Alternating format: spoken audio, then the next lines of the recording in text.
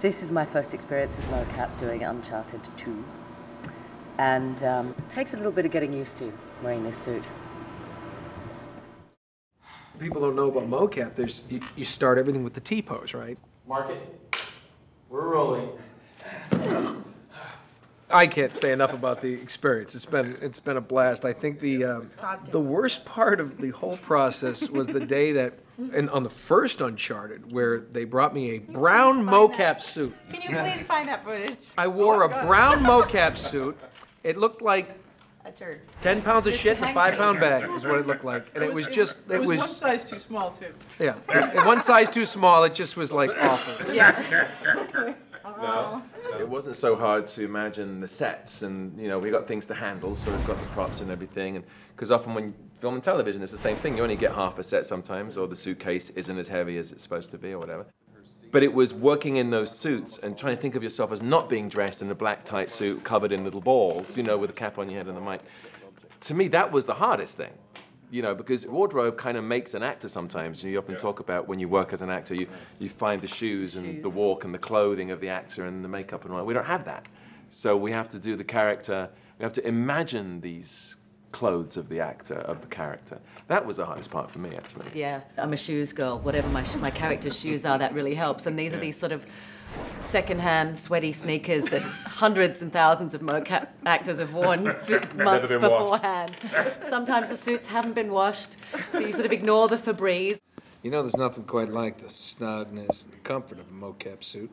Sometimes on the weekends I put mine on, light a nice cigar, have a glass of scotch. Well, I'd say the most frustrating part about it was losing all my balls. Oh, there they go. First ball as well joke. as, First ball joke of the day. Yeah, the first ball joke of the day. You know, as well as playing Tenzin, I was playing all these soldiers that were killed. I don't know how many I played in this game. 16, 17, I don't know. What was his nickname? We came up, Robin Atkin Down. Say, Robin Atkin Down. Yeah. I think what I did enjoy, which is different to film and television, is in film and TV you do a master shot and you do a 2-shot, whereas a medium-sized shot, and then there's a close-up. And usually it's single camera, and you've got to do it over and over and over again. And what was freeing about this was we never had to worry about that, because you guys choose in the computer, right, when it's going to be a close-up and when it's going to be Much more like theater now. a wide shot. Yeah, so that part I really liked, actually. And I really love, like, there's been times where I haven't quite understood the layout of the world that I'm in, and just asking one of the technical operators, because the whole time we're mocapping, we can see ourselves on the screen. Right. So I've been like, I'm not sure, or we don't know which way we need to move to get out of this room. Can you hover it to bird's eye view so that we can see this angle, and how long do we have to travel? And it's literally just at our fingertips right there, the entire world on screen. And we literally, I mean, there's endless jokes of us walking around and doing stuff because you can see it all on the screen in real time. I love that. One thing that I think people aren't necessarily aware of is we don't actually capture the facial animation. We have 4 cameras on all of the actors as we shoot, so that we have that for reference, and we don't capture hands either. So when you see the raw mocap come back, You don't get to be jealous. the physical performance is there, but not the subtleties. And so all that facial animation, the subtlety of it, the little eye movements, that's a credit to our animators that have all that traditional training, who are kind of leveraging off of what you do on stage, but then giving it just that extra little exaggeration that brings the characters to life. He can't know about us. He's gonna be pissed. In film, you get to see dailies every now and then. This is one of the very few games that I can think of. You guys actually bring in some of the animation that we've done, and they show us what they've already rendered.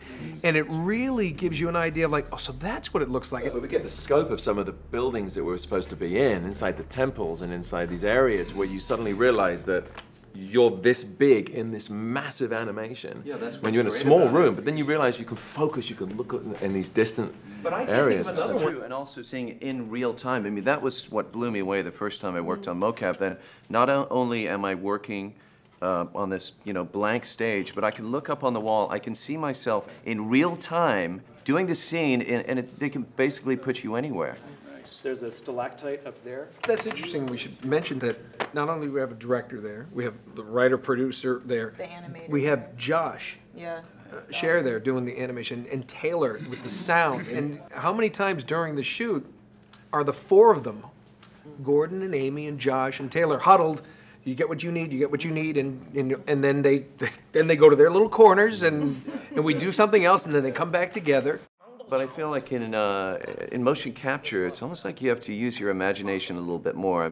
I mean, some of us have worked on sci-fi shows where you're dealing with green screen, but in this, when you're working mocap, you only have your mocap suit. But it is hard in the suits. Yeah. It's hard in the suits, No, especially go to to do school. things like a love scene. We had to do.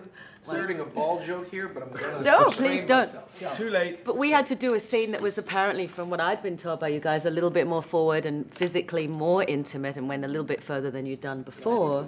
But Josh had actually said to us, one of the animators said, don't actually kiss. I mean, you can if it helps in the scene because that's what they're going to do at the scene's end. But you guys don't have to do it as performers because it looks really weird trying to animate kissing anyway. And Like that? Nolan was making me laugh so much, and it's sort of you've got the Velcro, and if you touch, you get stuck, and you've got to try and pull yourselves off each other. And remember how you get this close, and the funny thing is they're supposed to be a really nice, passionate kiss. So her face is here, and we're laughing. She's this far away, and we're moving our heads like. And we've got the option of This is kissing, this- but then they would call cut and I go, and release. And we sort of never did it. And he's like, you're not going to do it, are you? You can't do it. I'm like, no, hey, they said we didn't have to. Yeah, she didn't so- have to, so why bother? So But I had to ask you at one point, I just said, can you just try and be sexy for 1 second? Trust me. Because the suits are they're not bringing sexy back, let's put it that way. And I actually had to say to Nolan at one point, could you just try and be sexy for 1 second? Just 1 second. that would no, but that was that scene or was that the other one where you Something else, you I'm get, sure, but- There was one where she kisses me on the cheek, which she had no problem with. Animators didn't seem to have any problem. I think there needs to be more sexual content in the next one. Well, I think we sort of freaked out some of the fans. Their brains almost exploded with that scene alone in the trailer of me seducing you in the Great. hotel I mean, room. I thought you'd want to be in on the action. So what's the plan? The interesting thing about, it goes back to like kids as actors, and is actually doing the physicality in the mocap suit. And you know, as an actor, the more that you can, it's like when they have a stunt double. You're like, no, let me do this part. It's not dangerous yet. You know, I can do this, and because you really can get that performance. And remember that one where I literally got to jump, and you were a little concerned about me doing that at first, but. Well, we've hurt everybody once, at least. Well, I don't care. I mean, but I mean but that's the fun part of this. I mean, that's my 8-year-old and his brother running around in the clubhouse, and you know. But that goes back to the kind of collaborative like freedom that we have, because I even remember, I think in that scene where I think that's where the scooch line came in or something. Yeah. Like he's jumping in and here's scooch over, and just being allowed to say those Yeah, things. she said is scooch over, right? Scooch Yeah. over, and I went, scooch? Like, who says scooch? And then it's like back in the action, and it's Yeah. just being allowed to do that and not have like 12 writers be like, but no, really.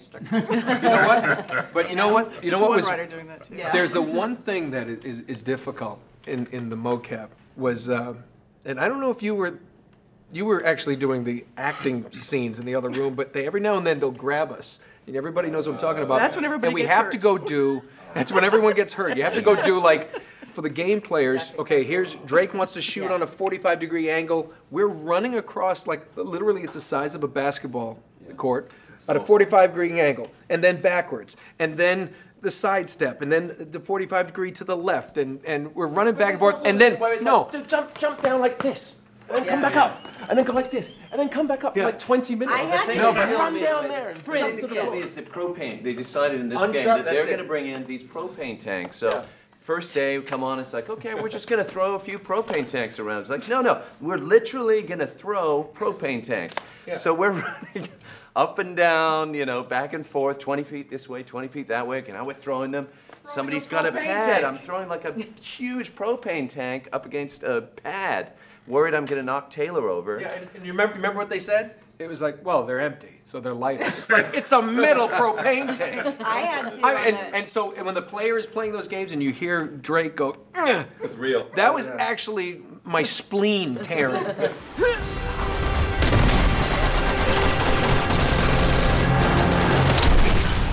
I had to on the first game before we realized like what we were capable of and we're not capable of.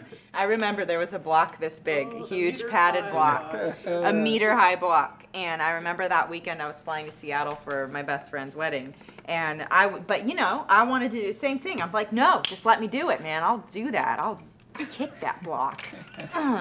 And so we did it like a few times, and it's like from the ground, just jump on the block, just like grab the block, like jump down from the block, and you're just like, it's impact, impact, impact. I remember walking down the aisle for my best friend's wedding and my heels being like, Uncharted, Uncharted, smile, because I was like in so much pain. Next time we're not going to let any of you do any of that. Well, It's but all- the beauty of Richard- it is it's in the computer now, He wrecked so his you've got leg. it. Richard, didn't you like twist an ankle or a knee? That wasn't on the meter block, that was on Apple knee. blocks, I think. Yeah. He twisted his knee doing all the in-game moves. But that's the cool thing. It's like rather than, you know, a lot of those moves are it's us. Well, the reality of us being able to do that, and it is, it's like when I play the game or I watch it, it's kind of crazy because you get to see yourself do it. But you've got to be careful because the balls, I mean, it's captured very specifically. Do you know that scene where we're talking about the plan and we're sitting at the table and you guys played it back to me one day and I went, oh my God, they've got my legs the way that I must have been sitting on the day. Now Chloe's probably a bit more confident, a bit more butch, would have sat somewhere like this. But there's little old Claudia thinking that she's not being filmed from here, like a, you know, reading the news, they're not going to see what's below here. So my leg was sort of in this really dorky position, and now it's ended up in the game. Yeah, but that gave it gave a dimension to Chloe that you would not normally get. But it gave this little feminine side. I thought that was really, really cool.